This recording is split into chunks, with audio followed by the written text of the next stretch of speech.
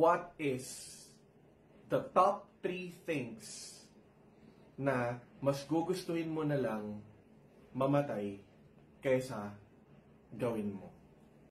Number 1. Number 1. Magkaroon ng experience sa ibang lalaki. Okay, bakit? Tinatanong mo pa ako kung bakit? Nakita mo ba yung kinain natin kanina? Kinain natin kanina yung mga mussels. Oo. Yung mga tahong. Nakita mo ba yun?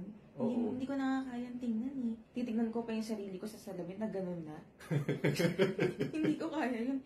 Eh, hindi mo nakakayang tingnan din eh. Hindi mo nakakayang kainin eh. Tapos, makikita mo pa. Hindi ko nakakaya tingnan doon.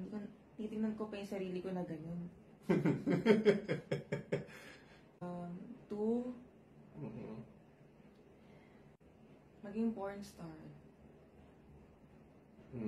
Bold star.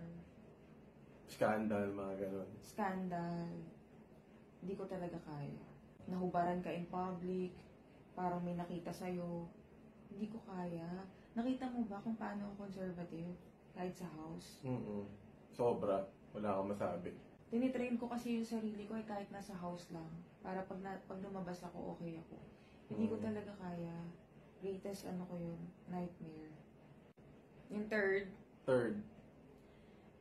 di magpagawa ng body, boobs, vagina. Ay, hindi pala. Ay, meron pala no, yung vagina. But. Magpagawa ng ng body. body.